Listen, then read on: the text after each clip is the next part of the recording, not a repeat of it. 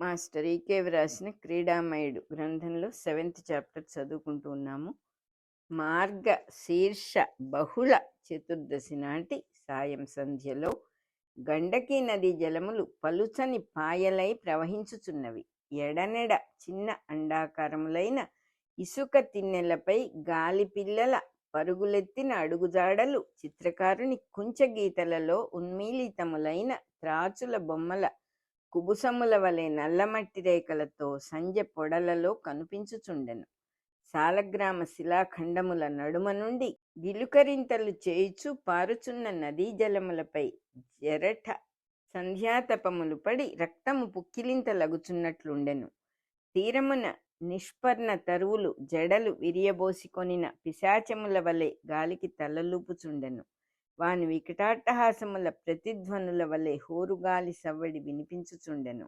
నదీ తీరమున గండశిలలపై పాదన్యాసము చేయుచు ఒకడు మెల్లగా ఉత్తరాభిముఖుడై నడచుచుండెను. ఇన్ని క్రోశముల నుండి వచ్చుచున్న అతని వెంట ఒక గాడిద ఉన్నది. దాని వీపుపై సంచులలో దారిబత్తెము మున్నగు సామగ్రి. వారిరువురును ఒక గ్రామ సమీపమున గల శ్మశానపు సరిహద్దులలో గట్టెక్కి నదికి దూరముగా నడచిరి. కొందరు బ్రాహ్మణులు స్నానములు చేసి కౌపీనములు ధరించి తడిబట్టలను పిడిచి తమ బోడిగుండులపై ఉంచుకొని నడచి వచ్చుచున్నారు. మొగములపై తిలకములు లేవు. వారిలో ఒకడు గార్ధభ సమేతుడైన వ్యక్తిని చూచి, గాడిదలెదురు వచ్చినవి, ఈ అశుభమున ఇది ఒక శుభము అని ఆ వ్యక్తి మొగములోనికి చూచెను. ఈ సమీపమున మీకు భూతమాంత్రికులెవరైనా కనుపించిరా అని గాడిద సహచరుడు ప్రశ్నించెను.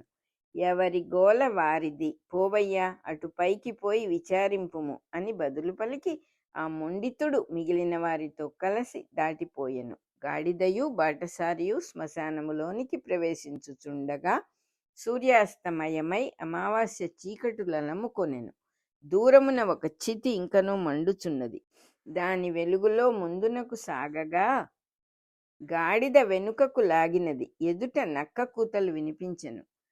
ఒక నక్క అదరు బెదరు లేక సూటిగా అతని సమీపమునకు వచ్చి నిలబడి తోకాడించుచూ మూతి నాకికొనుచూ వరుసలు మార్చి కూతలు కూసెను. ఎట్లున్నది నా వేషము అను మాటలు వినవచ్చెను. నక్క ఉన్న చోట ఒక బట్టతలవాడు నిలబడి ఉండెను. తమరు లోకాయతులా అని గాడిద సహచరుడు ప్రశ్నించెను. బట్టతలవాడు నీ పేరు కేసియా అని ప్రశ్నించెను. ఒకరినొకరు గుర్తించిరి. లోకాయతుడు, మొన్ననే యవనాచార్యులు నాకు లేఖ పంపిరి. సుబల విద్యాపీఠమున నీవు పనిచేయుచున్నావనియు నా దగ్గరకు శిష్యుడుగా వచ్చుచుంటివనియు వ్రాసిరి. నీవు పూర్వాశ్రమమున వేశ్యల బేరగాడవని విందుము. విద్యలు నేర్చుకొని సత్తువ నీకు మిగిలి ఉన్నదా? మిగిలి ఉన్నచో నేర్పెదను. కేసి, మిమ్ము విద్యాపీఠమునకు ఆచార్యులుగా యవన గురువులు ఆహ్వానింప చూచుచున్నారు. లోకాయతుడు, మనస్సు 2 విధములుగా పరిగెత్తుచున్నది. మా గురుదేవులు చండకౌశికులు, బృహద్రథ మహారాజునకు గురువులు. చండకౌశికుల వారి వరముననే బృహద్రథునకు జరాసంధుడు పుట్టెను. మా గురువులు జరాసంధునకును రాజగురువులు. ఆ గురు శిష్యుల ధ్యేయము వేద ధర్మ పరిరక్షణము. వారు యవనాదుల పొత్తును అంగీకరింపరు. నాకు విద్యలు ఉపదేశించినప్పుడు గురుదక్షిణగా దీనినే వాగ్దానము చేయించుకొనిరి. యవన విద్యాపీఠమున కొలువు అంగీకరించుట గురుధిక్కారమగును. కేసి, మీ గురువులు దేహము విడచిరి గదా? లోకాయతుడు, అవును, 3 మాసముల క్రిందట మా గురువులు వాయువ్య దిశలోని పర్వతము నుండి లోయలోనికి భృగుపాతము చేసిరి. విదేహులై లోయలో వాయురూపమున తిరుగుచున్నారని మా విశ్వాసము. కేసి, కావచ్చును కాకపోవచ్చును. వారు వెడలిపోవుటతో మీ జరాసంధుడు కోరలు తీసిన తాచై ఉండవచ్చును. వాని కొలువునకై ఆశలు పెట్టుకొనడం మంచిది కాదు. సుబలుని అభిమానమున యవనులు విజృంభించుచున్నారు. భవిష్యత్ బ్రహ్మావర్తము వారిదే. యుద్ధం ఆవశ్యకమైనను జంకరు. తాము కూడా కొంచెము ఆలోచించుట మంచిది. లోకాయతుడు, నీవు ఆలోచించితివి గదా, చాలును. నా సంగతి నీకేలా? నీవు కోరితివి గనుక నీకు కొన్ని ఇంద్రజాల విద్యలు ఉపదేశింతును. నీవు వానిని యవనుల కోసమై వినియోగింపరాదు. అధర్వణ విద్యలు పరమ పవిత్రుడైన కృశాశ్వ మహర్షి నుండి కౌశిక విశ్వామిత్రులకు సంక్రమించినవి. వంశక్రమానుగతముగా చండకౌశికుల వారికి లభించినవి. వారి నుండి నేను ఉపదేశమందితిని. నేను కౌశిక గోత్రోద్భవుడనైన నేపాళ బ్రాహ్మణుడను. నీకు మాత్రము నీవు కోరిన విద్యలలో కొన్ని ఇత్తును.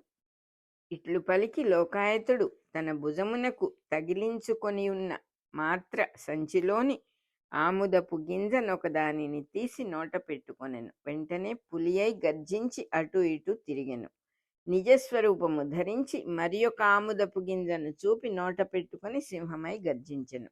ఇంకొక గింజతో ఏనుగై ఘీంకరించెను. నిజస్వరూపము ధరించి ఇట్లనెను, ఇప్పుడే అమావాస్య గడియలు ప్రవేశించినవి.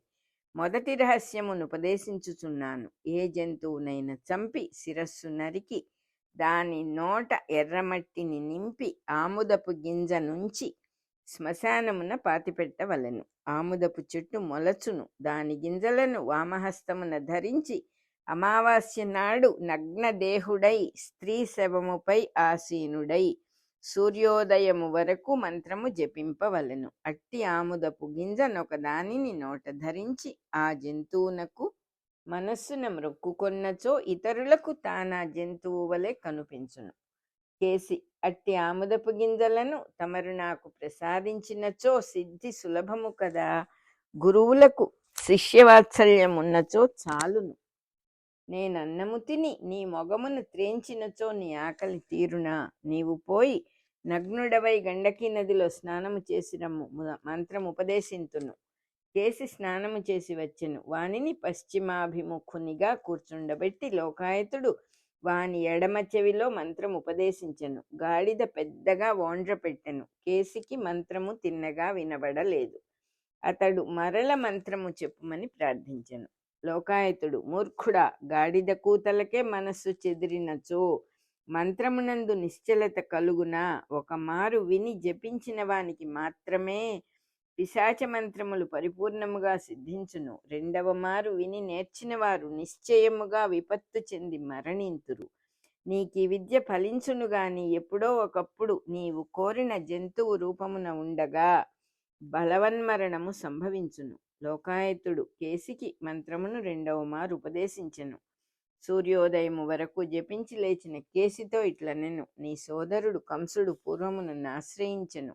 మహాభూతములను సృష్టించి శత్రు సంహారార్థమై ఇచ్చి తిని ఏమి లాభము? వాడును నీవలెనే నిర్భాగ్యుడు. గురుదేవులు నిర్ణయించిన ముహూర్తమునకు రాలేకపోయెను. భూతములను ఎంతవరకు వినియోగించుకొనెనో చెప్పలేము. ప్రకృతిలో ఒక రహస్యమున్నది. నీతి లేని వానికి ఎన్ని విద్యలున్నను ఫలింపవు. శీలము మా తంత్రశాస్త్రమున బ్రహ్మాస్త్రము అనబడును. దాని అనుగ్రహము లేనిచో మిగిలినవన్నీయూ లేనట్లే. నేను నేర్పు విద్యలను నీవు వినియోగించుకొనుట కూడా దానిపైననే ఆధారపడి ఉన్నది. క్రీడామయుడు గ్రంథంలో 7th చాప్టర్ అయిపోయింది.